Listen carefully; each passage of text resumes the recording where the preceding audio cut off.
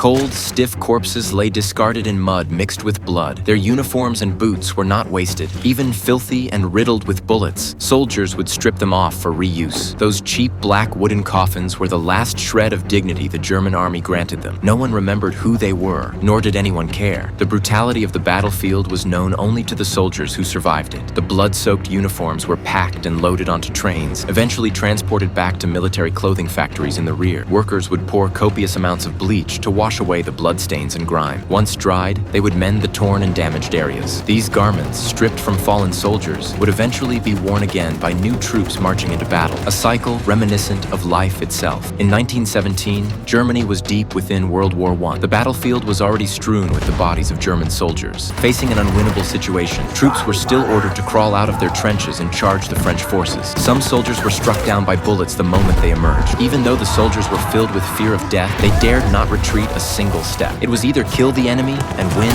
or die on the charge. Facing enemy bullets, there was nowhere to hide. Those charging ahead weren't guaranteed to die, and those hiding behind weren't guaranteed to survive. But seeing his comrades fall beside him, this soldier was overcome with fear. He halted his advance, crouching behind a dead tree. Bullets whizzed overhead. He raised his rifle to fire, but no bullets came out. Comrades kept falling beside him. He dared not look at the fallen comrades. His rifle was empty. With no other choice, he unhooked the shovel from his belt. Panting heavily, he dragged his weary body to his feet and charged toward the enemy once more. Yet this doomed war, even if they sacrificed every last man, would end in utter emptiness. Such was the cruelty of war. As the German front suffered defeat after defeat, casualties among the soldiers grew staggering. 3 years of war had already depleted their ranks to the limit. The political elite turned their sights on high school students. Paul and his 3 friends secretly enlisted without telling their parents. Unaware of the battlefield's brutality, they unanimously believed serving their country on the front lines was their honor. Many young people shared this mindset. Faced with these passionate youths, all the officials needed was a rousing speech to drive them into a frenzy. Each face glowed with anticipation. Yet to the politicians who had decided to wage war, soldiers' lives were mere tools in their struggle for power. A few hollow platitudes were all it took to send these students charging headlong into battle. Zukunft Deutschlands